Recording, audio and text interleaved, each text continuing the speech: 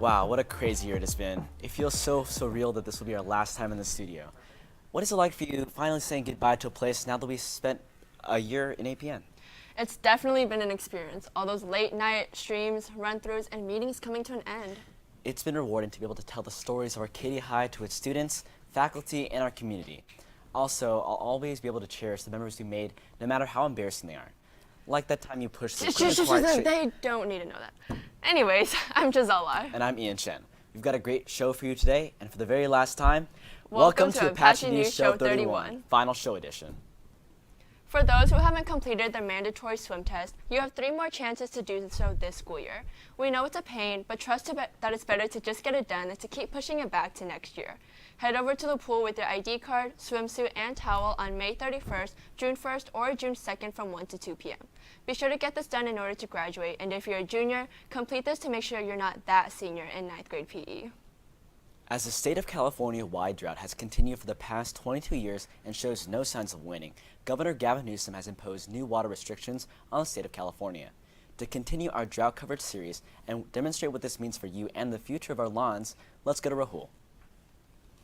In only a couple of weeks, in the month of June, a statewide water use restriction will be imposed on the state of California. The new restrictions proposed by Governor Gavin Newsom are among the harshest water restrictions we've seen yet. Starting in June, millions of Californians will be asked to go from using an average of 125 gallons of water per day to only 80 gallons. One new conservation rule is restricting millions of households from turning on their sprinklers more than once a week.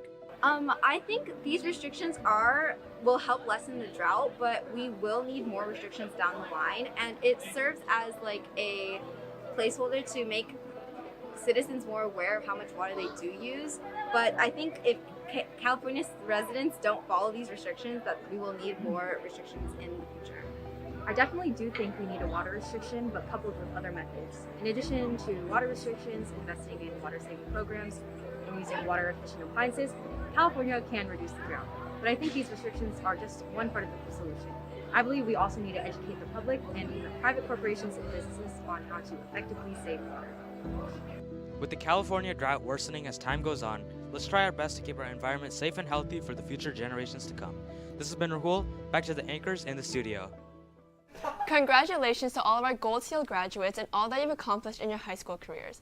Today is the last day for you to pick up your graduation cord and pin if you haven't done so already. Stop by F111 at the beginning of lunch, and all you need to bring is your ID card. We can't wait to see all of you guys show off across the stage. This past weekend, our applied engineering team competed in the solar regatta competition and achieved some massive feats.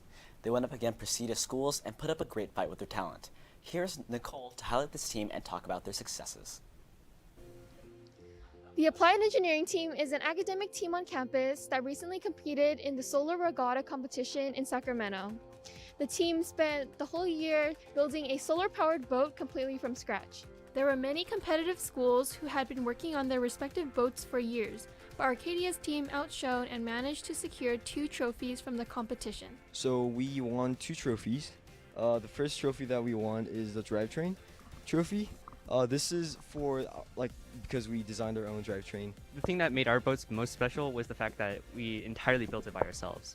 Since many of the other teams, they have bought either electronics or the actual boat itself, which they didn't necessarily make. The second trophy is leading by example. We won this trophy because some of our team members actually helped other teams to solder and fix up some of the circuits, which is pretty hard. So I went over to other teams and helped them around with issues that they had, for example. And one of the teams had a problem with their kill switch, and it was not really functioning properly. So I went over with multimeter. In the end, we were able to replace some parts by doing some soldering with them. Congratulations to the Applied Engineering Team and their advisor, Mr. Carranza, for their successes at the Solar Regatta this year. We can't wait to see what they accomplish next year. Speaking of which, if you would like to join the team, visit the link down below. Back to the anchors in the studio. Our school site leadership, and school site council teams provide a great opportunity for students to voice their opinion, learn about the business of our school, and work to enhance public speaking skills. If you're interested, consider applying for either or both teams for the 2022 to 2023 school year. Applications can be found below and are due at 3:30 tomorrow. If you have any questions, contact their student representative at 30253@students.ausd.net. For the last two installments of our documentary, we've addressed the issue of homelessness in Arcadia and its effect on the people involved. This week, we take a look at what the community has to say. Our documentary crew is proud to present part 3 of Homeless in the Community of Homes. We always tell people, you don't want to attract more coyote. Do not feed them. The more you feed the coyote, the more come in. You do not feed the peacock. Because we have peacock problem in the village, right? The more you feed the peacock, the more you're going to have it. So why? Because they know there's food, there's shelter, there's help, there's benefit. So they will come to Arcadia because you have this tiny shelter. All right? So you have to know why, what they're doing. So I'm not saying that homeless people is just like animal, but even coyote know that, peacocks know that. How about homeless people? They know that too. All of them have cell phone, right? Don't you think they have a network of people on their cell phone? They can call each other, hey, Arcadia is good, come on by here.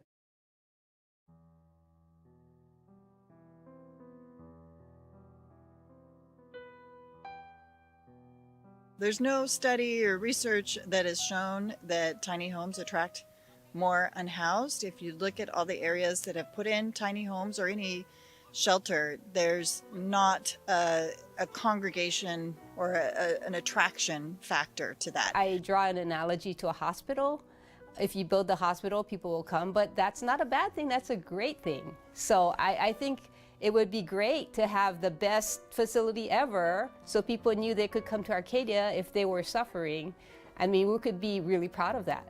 While we do understand some of their concerns about the actual solution itself, there is like a percentage of the people who are just opposed to the idea of helping the homeless at all, which is obviously not practical and obviously not empathetic, especially when we consider that there are not a lot of options in Arcadia for the houseless and for them to go. And most of the time, we focus on pushing them out of the city and kind of vacating them rather than providing the proper and the necessary resources.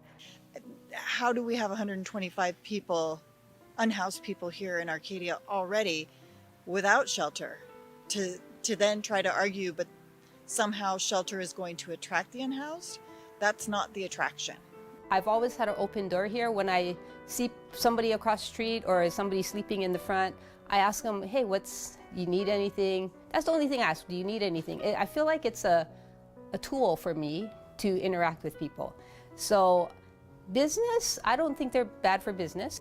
Those who support tiny homes, talk about compassion, caring. Why don't you guys, take in a homeless in your house? I'm sure people are doing that already. And they're using it like a punishment and as if like, you do this horrific thing, or you be the victim of this horrifying thing, and it's really not. It's really not a fight to me about people who are pro tiny home and who are against tiny home. I think the fight and the anger needs to be directed at the people that have been taking our money for a very long time, and they've been making a lot of promises and they have given us no results. And if all of you work for me, you'll be fired. Because people who come and work for me, they give me different solutions, okay? They don't just give me one every day. Where is all the job training that you're proposing for these people to get back on their feet? I don't hear any of it. It's just tiny homes, tiny homes, tiny homes. Really, seriously, you only have one alternative? You have failed us. I respect you guys, want to be public servants. You serve us. Some of you don't get paid, right? I respect that. Thank you, Lucy. Thank you. Okay. I believe the opposition is trying to operate out of a place that out of a place in their heart where they want their kids to be safe, they want their property to be safe. And I could see their concerns in that, really, but it's hard at times because, like, this problem isn't going to go away, and we really can't just, push towards just avoiding the problem. We are quickly approaching the end of the school year, and one of the most important things for you to do is to turn in your textbooks and library books before you graduate. In case you are not returning them with your English class, you must turn them in by yourself by finals week. If you're not sure what you've checked out, click the link below, select Arcadia High School, and log in with your student ID and password. Okay, back to remembering the best parts of this year. No, we're not going to talk about that memory again, Ian. I know, but truly we've made some good ones. Here's what we'll do. Let's go check out what memories our fellow APN members will cherish in our final Ask Apaches.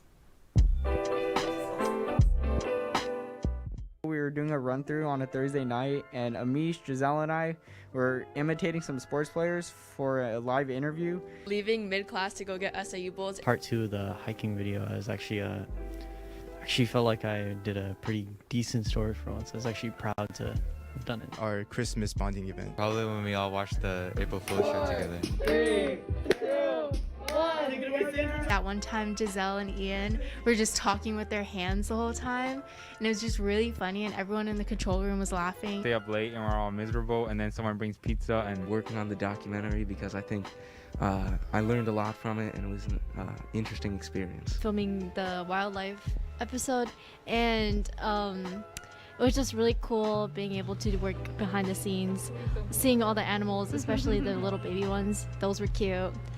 I revisited that place, and it turns out they're gone. The nest was destroyed. Staying late to just hang out with everyone and get to know everyone. Helping at the Arcadia invitation. Singing with Amish and Maryam.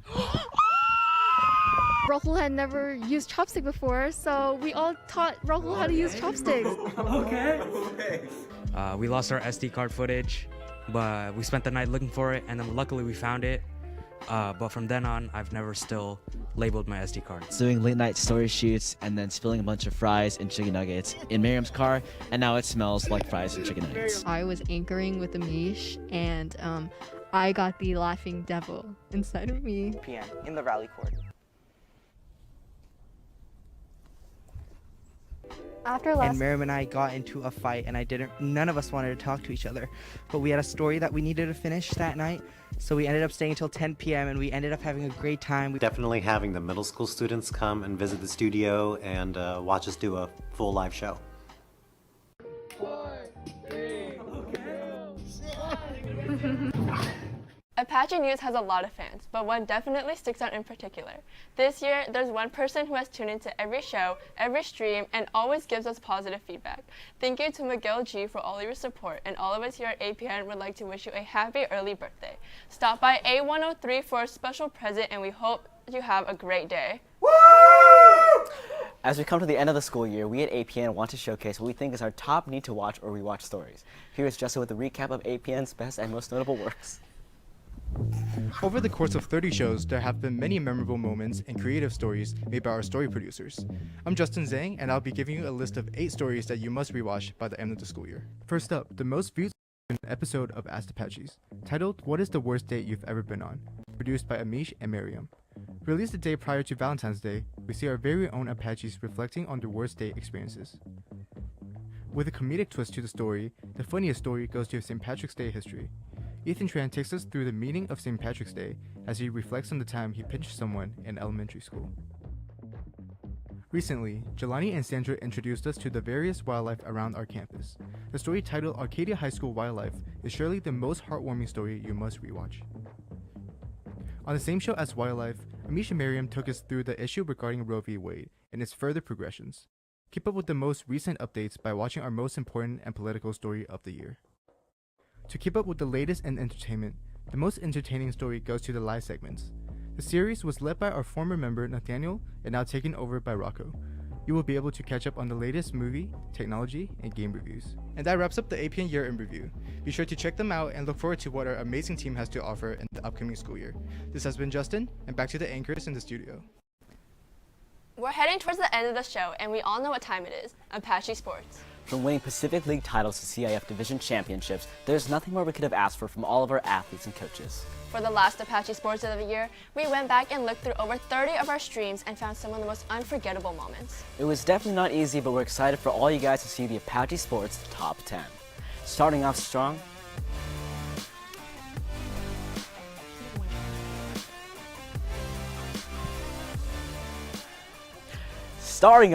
in the number 10 spot is an insane catch by junior third baseman Giselle Lai. With the runner on second and 2 outs, she's able to come up with a catch and save a run.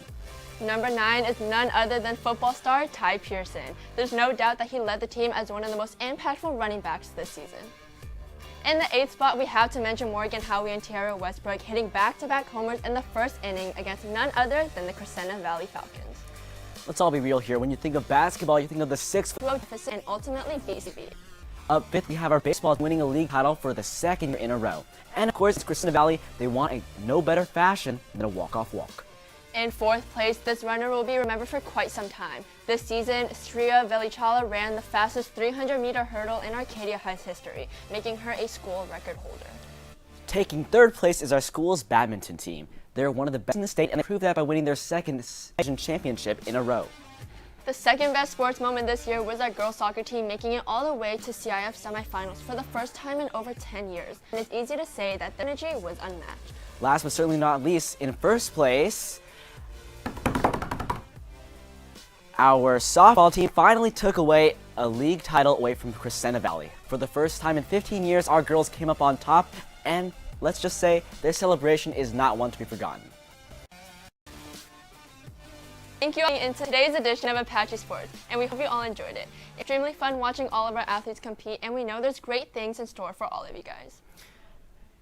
As we wrap up the show for one last time this school year, we do want to address the senseless act of violence that occurred in Texas on Tuesday, May 24th. The worst elementary school shooting since Sandy Hook 10 years ago took place in Uvalde, Texas. 19 elementary school children and 2 teachers were killed, while dozens more were injured. Our thoughts and prayers go out to the state of Texas, the Uvalde community, and to the families of the innocent lives lost. Teachers Eva Mirales and Irma Garcia, and 8 to 10-year-olds Uzia Garcia, Amira Jo Garza, McKenna Lee Elrod, Xavier Javier Lopez, Jose Flores, Navaya Bravo, Annabelle Guadalupe Rodriguez, Ellie Lugo, Alita Ramirez, Alexandra Lexi Rubio, Elihana Elijah Cruz Torres, Jelaya Silguero, Jace Carmelo Luvanos, Miranda Mathis, Tess Marie Mata, Layla Salazar, Mate Rodriguez, Jackie Carzares, and Rogelio Torres were all victims of this tragedy. Please join us in 21 seconds of silence to honor the lives lost.